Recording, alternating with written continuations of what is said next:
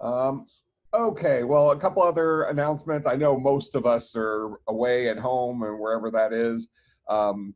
Several people volunteered to go help assemble masks today. I put another announcement up this morning for people who are in the greater Milwaukee area. If you are interested / available / willing to help pour the molds for the silicone gaskets for the it ends up looking something like this. Can you see this?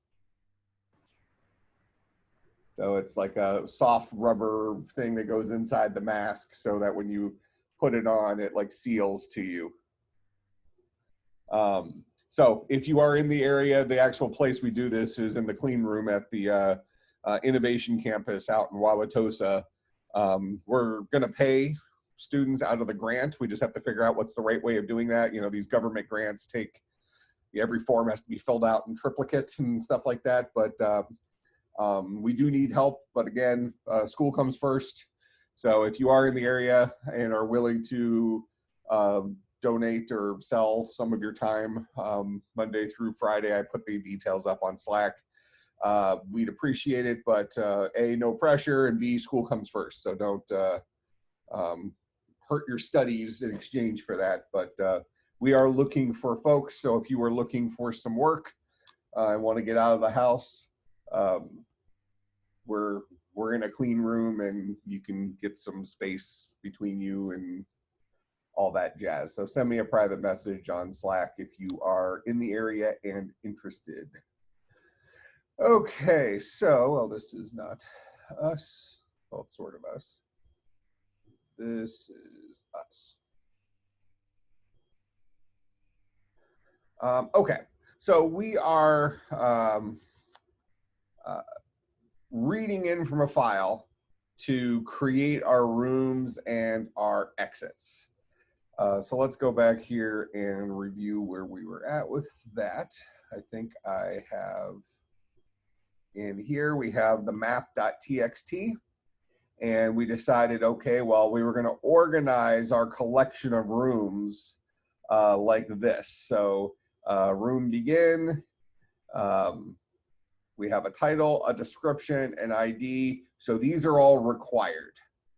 All right, and then we're going to start hitting exits. So we're going to start processing the exits for these rooms. And what I gave you so far is the sort of kind of processing of this, where we're walking through, we find room begins, we find exit begin, we find exit end, but in between we did find title and description and ID. So we want to use those to build some rooms and connect them to a collection of rooms.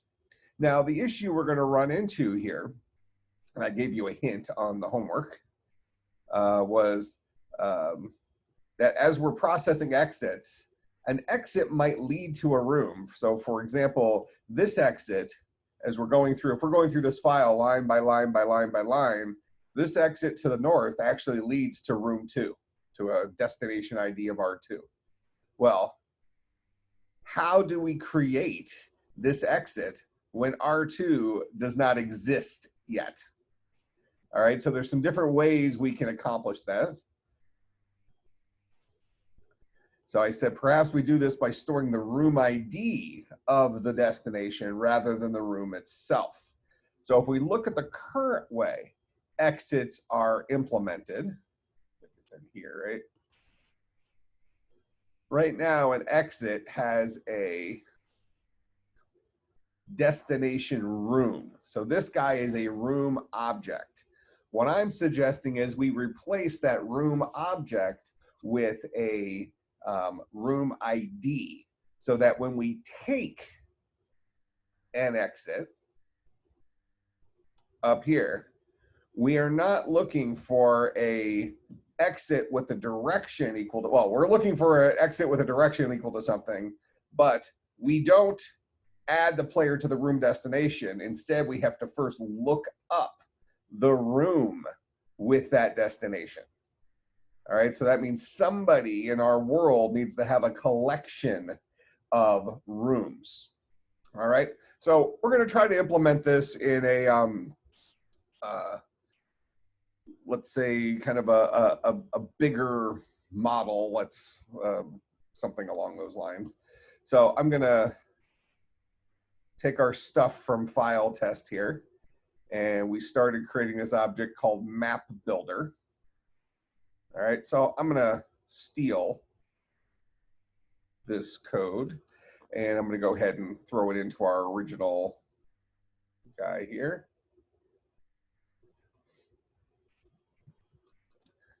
So now I have my MapBuilder object in here.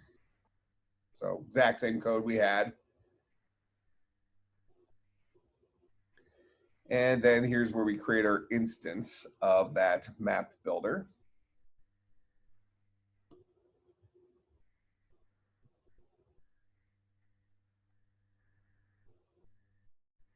All right, so all this stuff up here is what we're actually doing inside of our MapBuilder, right?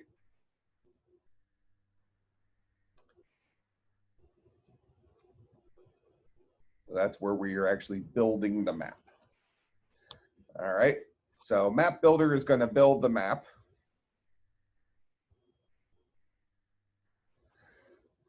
So in the constructor for MapBuilder, we open up the file. We read in the contents of it into this map file contents that reads in the entirety of the file. Then we split it on the carriage return. So we end up with a list of the individual lines.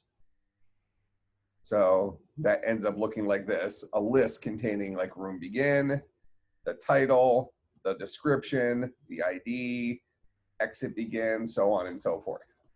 All right, so we have that right here. So that guy is going to be, the file lines are going to be a list of the individual lines in our file. And then I printed it out. So that was this output right here. That's what that print statement does. All right, now I'm keeping track of what line number we're in, because we're going to bounce around inside of MapBuilder to grab the different parts of our map. Now, as part of this, I'm going to have a collection of rooms, and I'm also going to have a collection of exits. Now, the hint was I suggested that maybe exits work a little differently. Rather than store the actual room an exit goes to, maybe you just store the ID of that room so that you could look up the room when you go and take an exit. All right, so we'll make that modification here in a second. All right, so we're going to go through all the lines in the file. Okay, now if you remember, we had an error at the end of class yesterday. It was I had one extra line in here, so it actually was trying to process another room.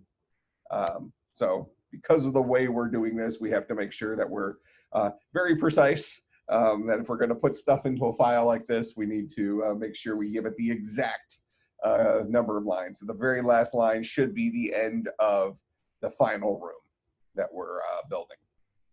All right, so as long as we're in here, what is this guy generically what is this guy basically? He's a collection of room objects. That's what this file is, right? So I have 2 rooms described in here right now with exits described inside of those rooms that lead to other rooms.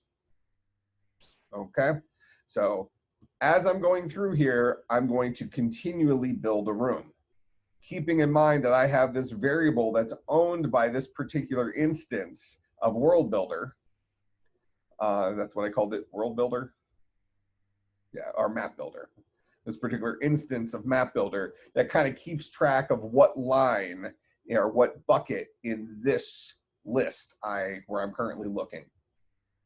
All right, because this guy is going to change values in some of our other functions. All right, so I call build room. What does build room say to do? Well, first I'm proving that I'm inside of build room. So I'm going to print out the current value, and the first thing I should be when I see building room is room begin.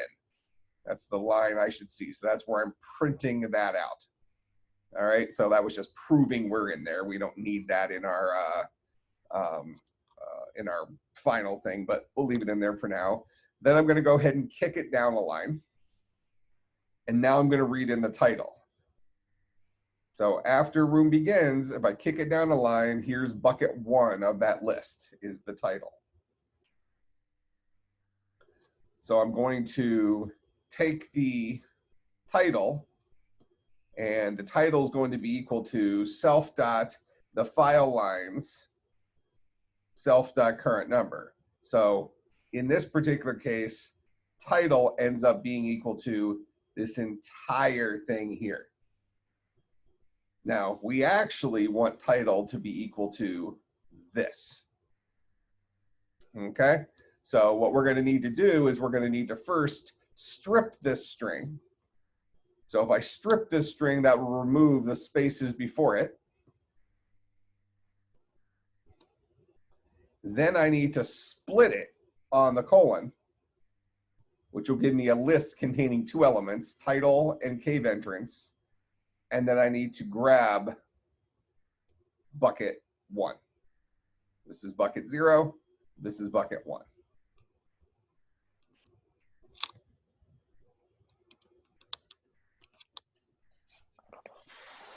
All right, so we'll go ahead and read the entire thing into title. Then we'll go ahead and say title is equal to title dot strip. So that'll take the spaces off either end. Then we'll say title is equal to title dot split on the colon. And then we'll say title is equal to title at bucket 1. So this is actually maybe one place where having a loosely typed language is handy. That is to say, this guy right here is a string. Title will be equal to a string. This guy is still equal to a string, right? Because it's just a string with all the spaces taken out. But now title is going to hold a list, because the result of the split function is a list containing all the elements of this string split on this colon. But now after this line, I'm setting title equal to only one of the elements from that list. So he's a string again. See how that works? So I purposely did this in a bunch of multiple lines. I could have said this dot strip dot split. I might need to put that in parentheses then and do something like that. So I could have strung it all together if I wanted to, but I think this is a little bit cleaner to look at, just updating the variable. So I get it to an initial value, then I trim it, then I split it, then I whittle it down to the value I actually need, which is bucket 1 of this split list, that guy right there. All right, questions on what I'm doing right here? I'll actually, just so you have a visual, I'll steal this line here and just put it in there so you see it.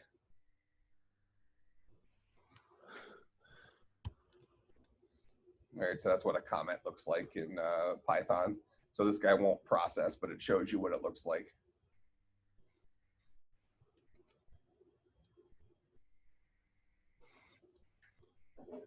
So first, title is equal to this entire thing. The next line, title is equal to just this part of it. The next thing, title is equal to a list whose bucket 0 is that, whose bucket 1 is that. And finally, title is equal to what's in bucket 1, which is cave entrance. All right, questions on that? Kind of pulling out our pieces of information from that string.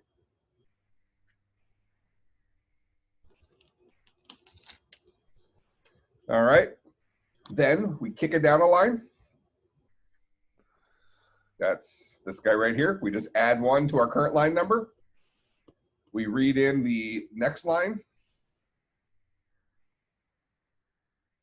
The next line will look like this as an example.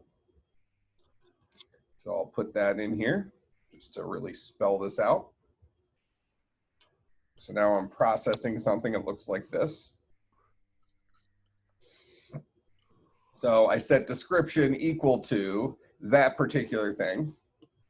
Then I'll update description to be equal to,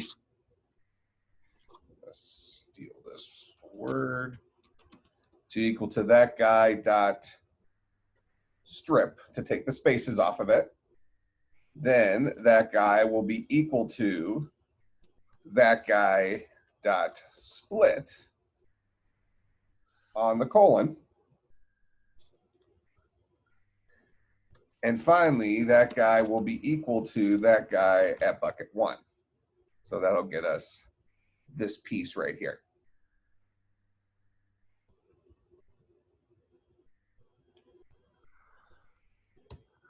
Dump down a line. Next, I get my ID.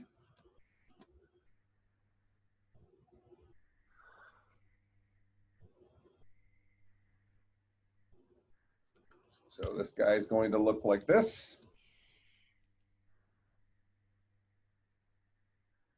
Oh, I didn't copy the spaces, that's fine. Let me get the spaces just so I'm complete here. Make sure you can visualize this. All right, so we'll go ahead and read in the full room ID.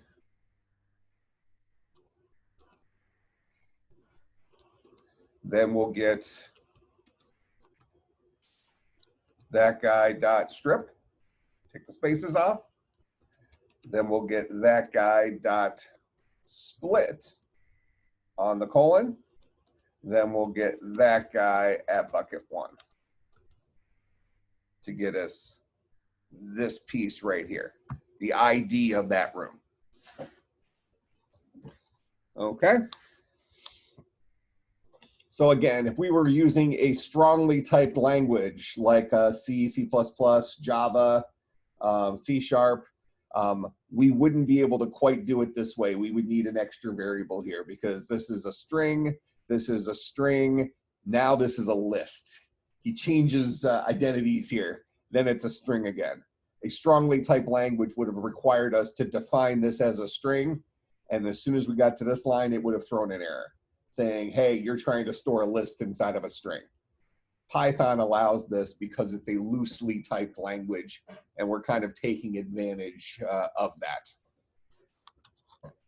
All right, so not a huge deal, but I did want to point out that differentiating factor between loosely typed and strongly typed languages, because when you sit down with a new programming language, this goes back to our concept of programming is the skill set. The language you're using doesn't matter, but when you first sit down to use a language, you want to ask yourself, what kind of language is this?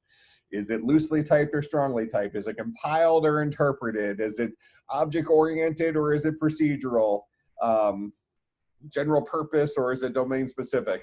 Those things tell a story of how that language is likely to behave.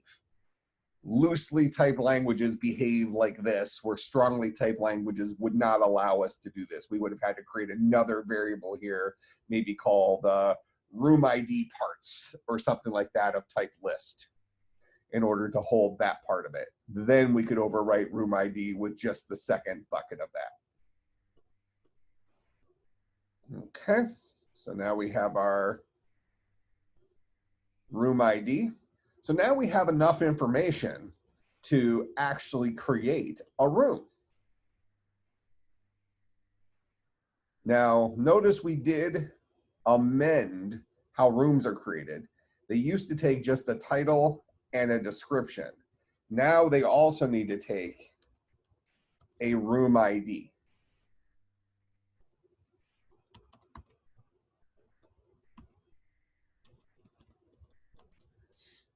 Okay, now what I'm going to do, just to give ourselves some verbiage here, I'm going to do a little print in here. I'm going to say created, I will do this as an F string.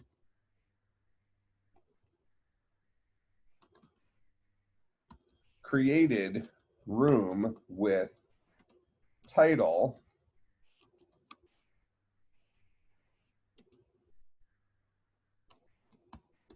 description room ID. And this will be self.title. I'm just going to print out to the screen so we can see that we are creating this room.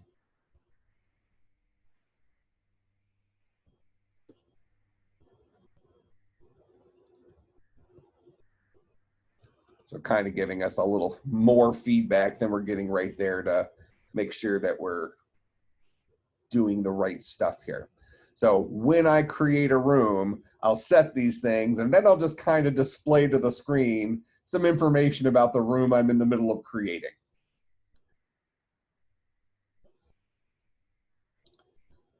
All right, so down here in my map builder, oh, and by the way, I do want to give props to Emily for reminding me to fix my mouse speed. I didn't do it, but she did remind me to do it. I think I got distracted after she told me that, but she did her job of reminding me. So I guess I'll throw it out there again. Somebody remind me again. Hopeless. Okay, so at this point here, I have all the information for building a room. Okay, so we're going to go ahead and say a room is equal to room, and I'm going to pass it the title, the description, and the room ID that I've just collected above here. So there's my title, there's my description, there's my room ID. I will go ahead and create that room right there. That's me creating an instance of a room. So if I do nothing else right now, when I run this, before I hit exit begin and exit end, it should show me the room it's creating. I get a little bit more commentary there because inside my constructor for room up here, I'm printing something. And now I'm actually calling upon that constructor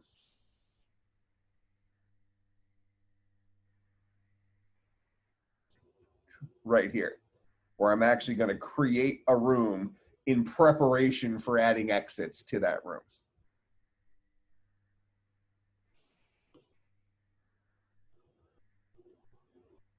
Here's my created room thing.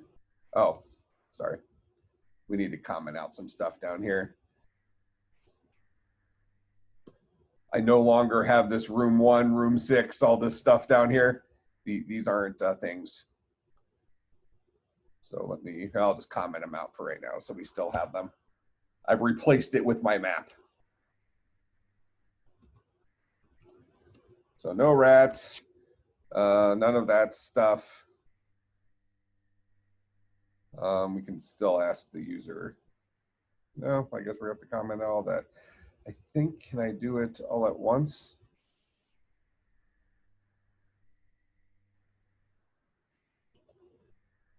So like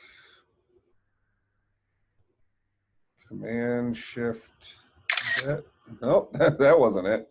Here, we're just gonna copy that for right now and hope I don't forget, otherwise we'll just rewrite it, that's okay. All right, so now I should be able to run it. So here's my created room, cave entrance, the cave entrance, and room 1. Here's my created room, a dark room, and room 2. All right. Now, after I've created rooms, then I start bumping into potential exits. And let me just review something here real quick. 2 room objects that show exits to each other. Okay, yeah, so their player's not in there yet. Good. I have a question. Go ahead. So you're using the variable a room to store 2 different rooms. How does the first one not get overridden by the second one? It will, as of right now. I haven't done something with that room yet. Okay, so when it's all finished, you will have a separate variable for each room. I'm going to put it in here. Okay.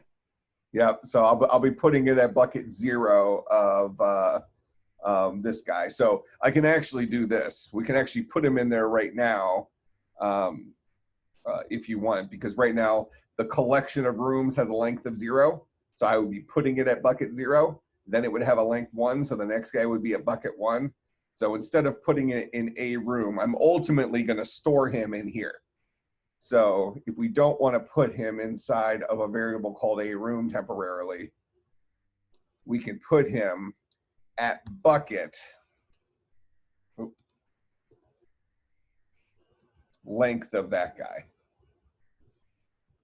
So the length of my collection of rooms is currently 0. So I'll put at bucket 0 of this guy, this brand new room. Does that make sense? Yes, thank you. Yeah. So the reason that I put it in another variable called a room is I'm going to be kind of messing with it in here. But actually, this makes, I think, better sense. In fact, here, just to add a little bit more clarity, even though we can go ahead and get our room count, where's the beginning of it? So even though I can get my room count by asking for the length of this guy, I could create a variable called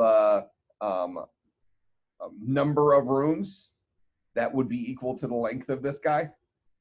Or maybe actually the better way of writing this, instead of having another variable, would be I could create a def get number of rooms, and this guy would return the length of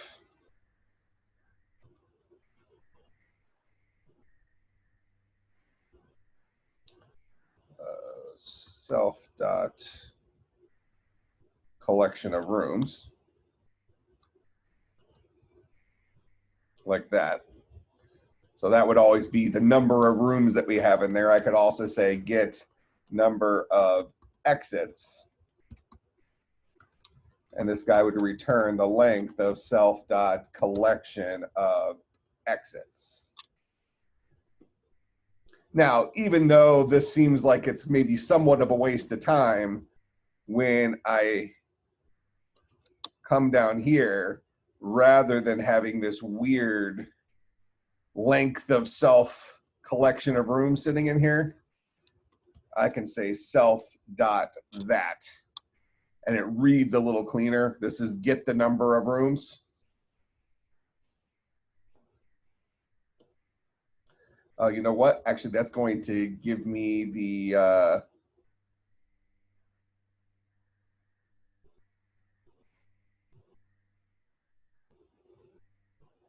that's going to give me the wrong value after the first time because I'm updating the number of rooms.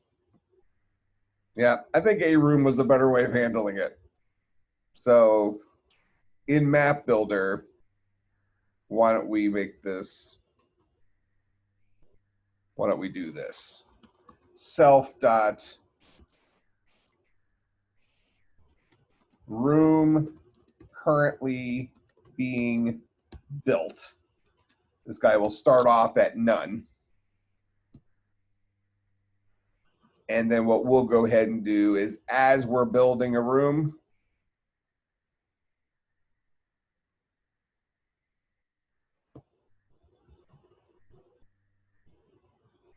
we'll set the room that's currently being built equal to that. That way we can, we'll have access to this guy in our get exit and stuff as well, so we can add exits to that room. Then ultimately we'll add him to our collection of rooms, which is where because we'll be coming back and overwriting this with a second room, as you asked, in a few minutes. Okay. So now I just have a variable keeping track of the room I'm in the process of building right now. We'll eventually put him in his final home in a few minutes. All right, so now I'm going to start building some exits.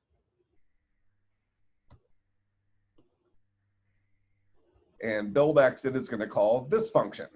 What does an exit look like? Well, an exit starts off with exit begin. Then the first line looks like this, a direction.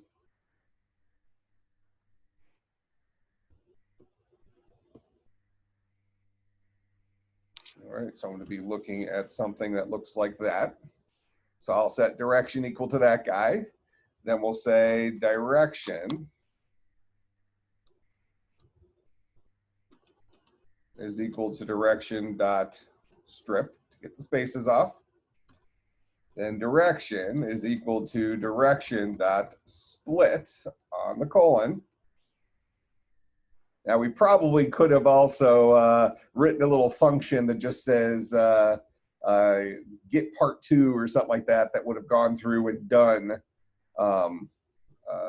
this stuff. So I could have, let me just show you a little something we could have done. We could have said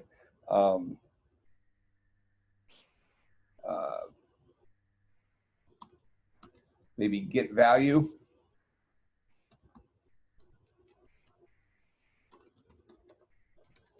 Let's see, a colon separated string is what this guy takes as a parameter.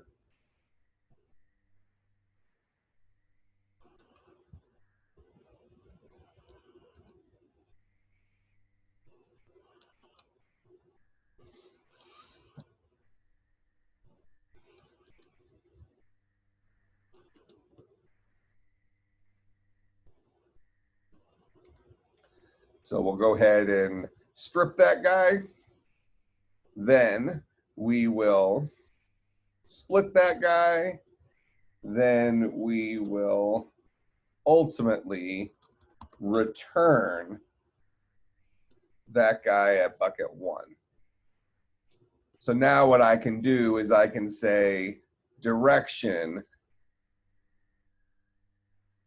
is equal to self.getValue from this. And that will do the job of stripping it. So I'm passing that string in here. I'm stripping it, I'm splitting it, I'm returning bucket 1. So I've just wrapped it into a single function that I can now call over and over and over again without having to write the same effectively 3 or 4 lines of code over and over and over again. So we'll use that inside of exits, even though we could use it in rooms right now. So this will get my direction. Then we'll increment.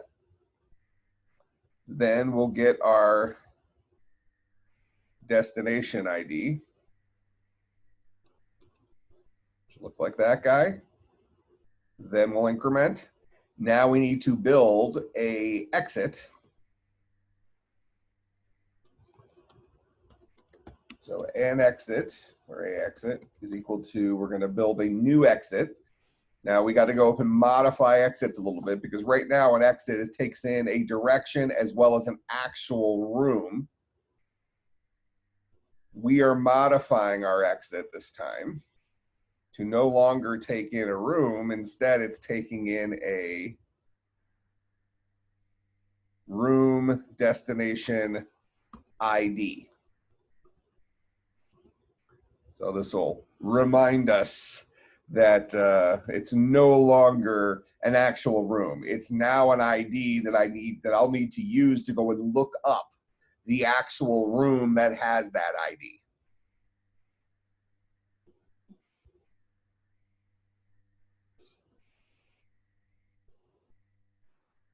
Okay.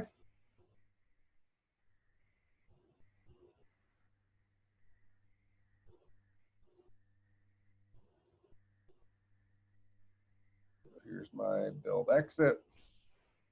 I'll pass my direction to my exit. I'll also pass my destination ID to my exit. And now I have an exit. Now, if we remember, who owns exits? Rooms own exits. So I go back up to room. Remember, room has a list of exits. And we have the ability to add an exit to a room. And what's the current room we're building in our map builder?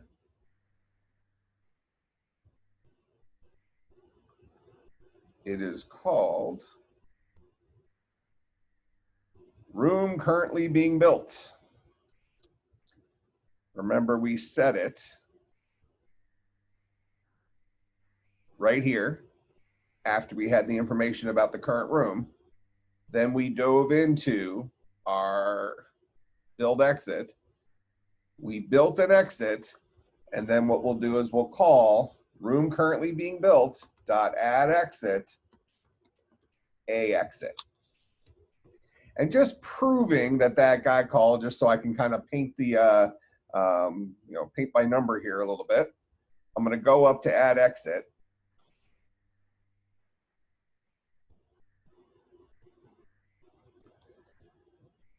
I'll just put another print statement in here that says added exit.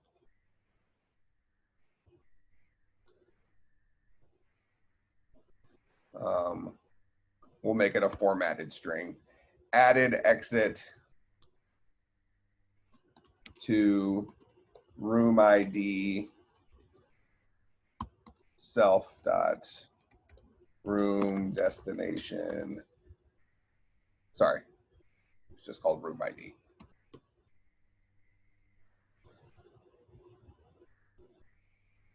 Called room ID.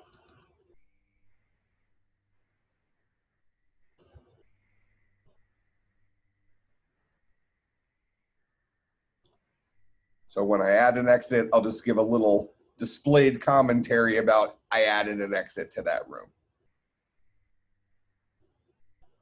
So now inside of my build exit,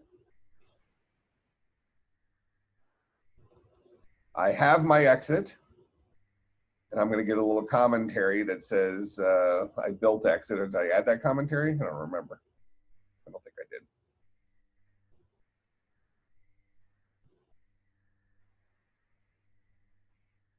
We'll go ahead and do another little print in here. Why didn't that kick down the line? It feels like I might have a bug up higher. Oh, I guess I'll see it in a minute. So this will be a formatted string, and we're going to say built or created exit with direction self.direction and destination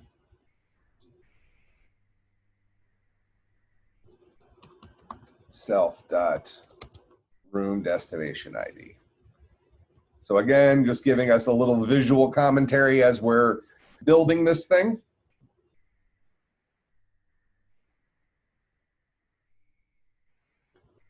So as I'm building an exit, I'll create the exit, which will print out that statement saying creating whatever.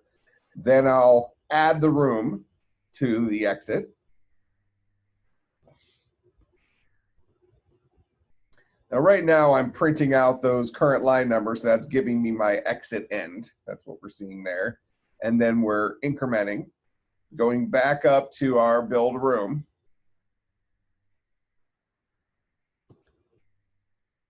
Build room is going to continue looking for more exits to build more exits if there's more exits in there.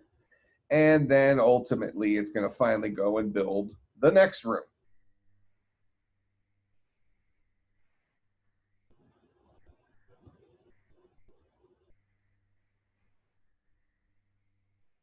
Yeah, I finished. Told you I had a bug up there somewhere.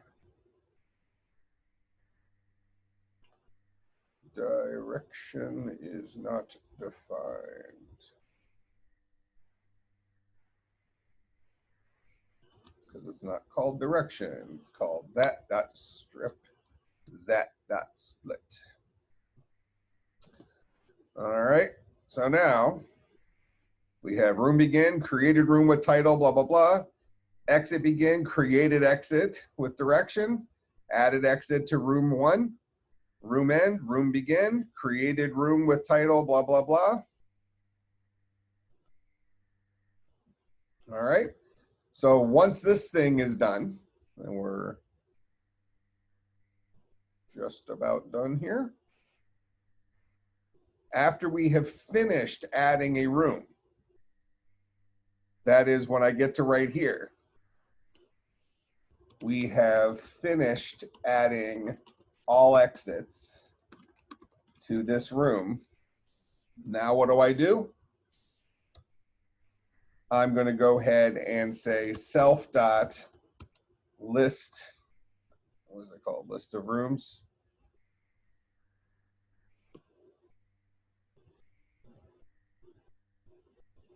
Oh, collection of rooms.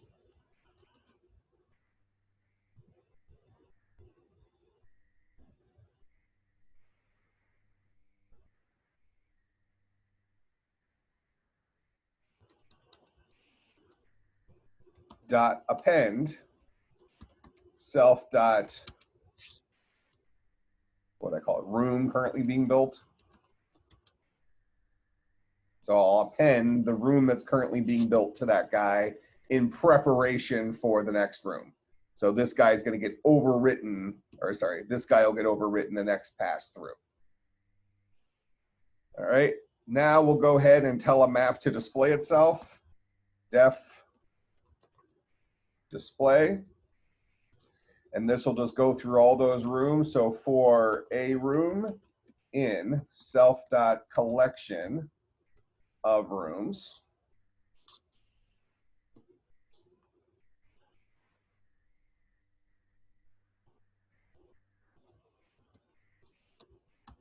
a room dot, it's called display.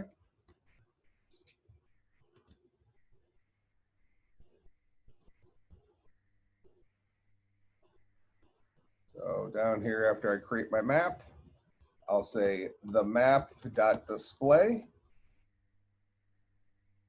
And here's my 2 rooms. Cave entrance, the cave entrance, also here. There's no inhabitants in there. Exit to the north. And then there's a dark room, also here, nobody, because we didn't put any inhabitants in. And there's an obvious exit to the south. All right, so that is the solution for today's homework. So now what would be the obvious next step? Obvious next step is to build the entire map, put our player back in, put our rat back in, and let our player move around that built map. So basically, bring our game back to the place where it was for the previous assignment, but by way of our automated creating of maps. Does that make sense, what I'm asking you to do? So our player should be able to go in there, should be able to look around, walk around to the north and south and all that stuff. When he finds the rat, he should be able to say, kill rat. But the difference is that instead of manually building our map, we are describing our map inside of this map file. So add more rooms to this, have our map creator, which automatically works. You're not going to have to change anything in our map creator. If I give it 5,000 rooms, it'll create 5,000 rooms. So finish describing the rest of our dungeon and then have our player being able to run around and do stuff in there again. That makes some sense? And I will put the updated code on Slack.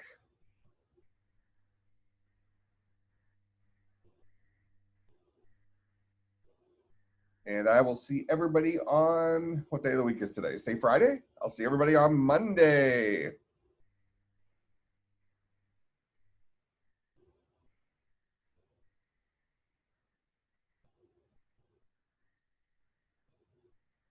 Where's code snippet? Oh, code snippet. Professor? Yep. Right now, the next homework assignment isn't due till next Friday. Is this one due on Monday? Yeah, it'll be due on Monday. I'll shift it back. Okay. Because remember we changed the tactic going forward, but I appreciate you letting me know that. Okay, yeah, I just wanted to make sure. Also, don't forget to change your mouse settings. Perfect. Start for the day. I'm going to do it right now too. All right, sounds good. Then I'll forget to change the homework assignment, but this mouse is going to be fixed. All right. You have a good one. Have a good weekend. Stay safe. You too.